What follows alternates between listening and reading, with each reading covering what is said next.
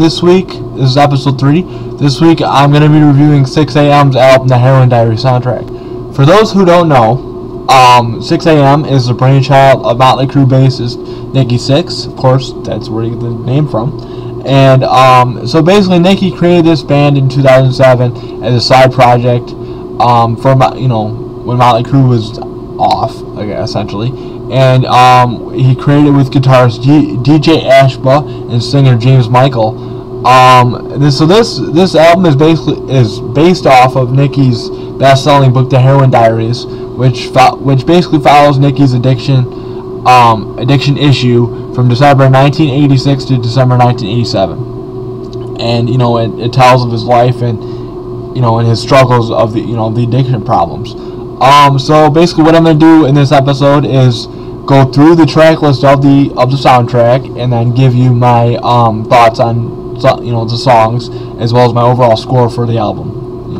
Okay, so as I said, there's 13 tracks. The first one is Xmas in Hell, and I'm gonna do it this way. The intro is taken from his actual diary, which is pretty cool.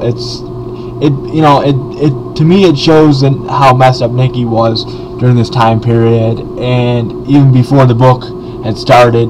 He's basically crouched under a Christmas tree naked, during the Christmas holiday by himself, and hasn't talked to anybody in 2 days, and it just shows what mental state he was in and how bad he had already abused it. Had already abused drugs. So you'll definitely be able to.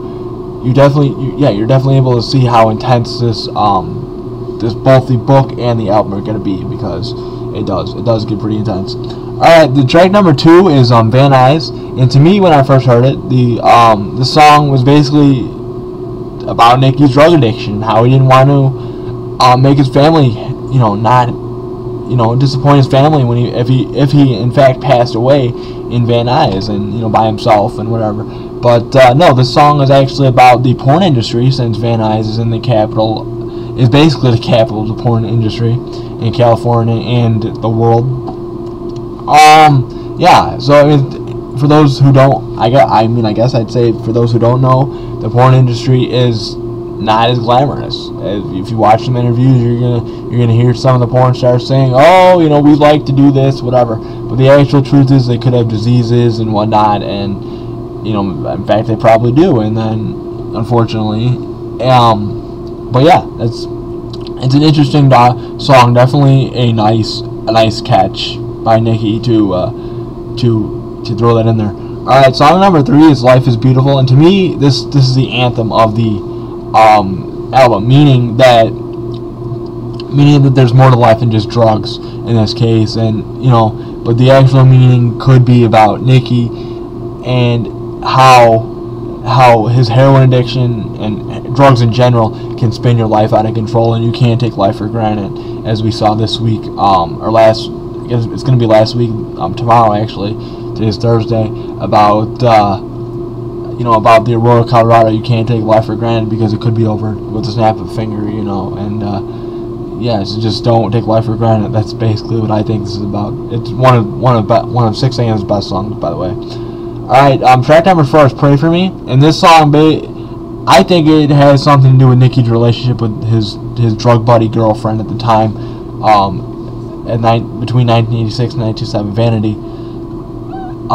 His girlfriend Vanity, who is now extremely religious.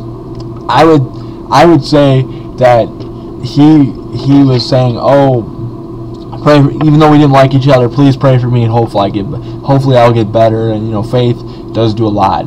It's proven, by many people in the Bible and whatever. So it's definitely an interesting song. Okay, track number 5 is "Tomorrow," and this song basically means, the meaning of this is that everything you do in life comes back to you in some way. As we've seen in Nicky's case, he tried heroin, got hooked, got off, and then relapsed, and then is now clean on any drugs, I presume. But yeah, it doesn't have to be drugs. It could be whatever. And let's say you cheat on a test, even if something as simple as that, and that can come back and definitely bite you you know, if you're in high school, you're trying to apply, they could find that stuff out, and it's definitely a good lesson for that through that song. All right, song number 6 is "Accidents Can Happen." This is in fact about Nicky's relapse with heroin once he had gotten clean off of, as they were doing the Girls tour. He had gotten clean, so and then he relapsed.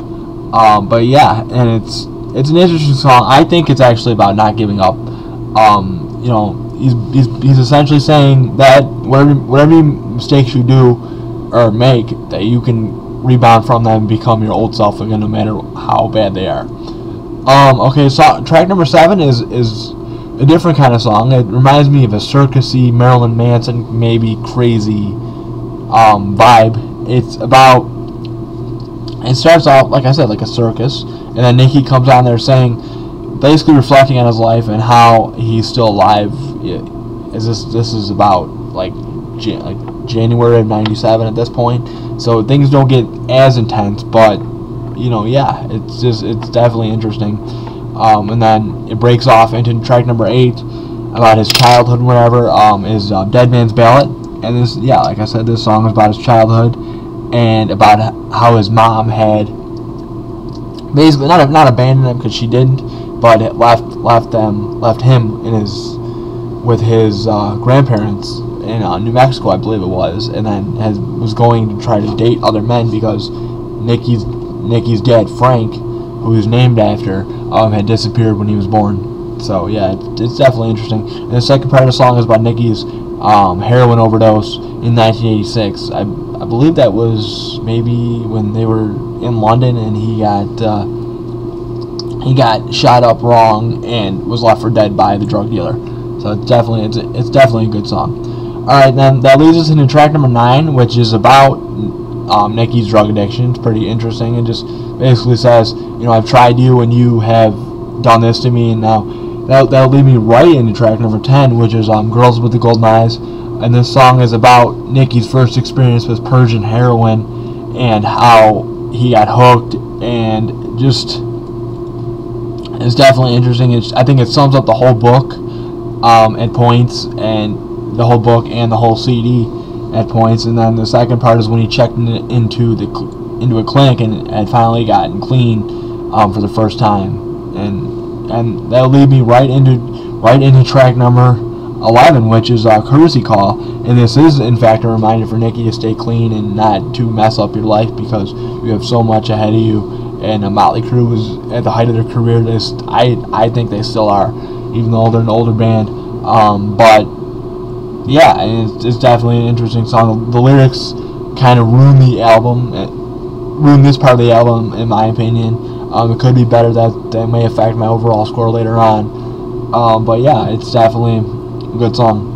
Alright, track number 12 is Permission, and this is where Nicky is basically asking for forgiveness from his body, saying, you know, I know I put you through a lot, but can you please give me back to where I was, because I want to feel how I was before. And it's definitely a good song, and this is where he does in fact get clean for good.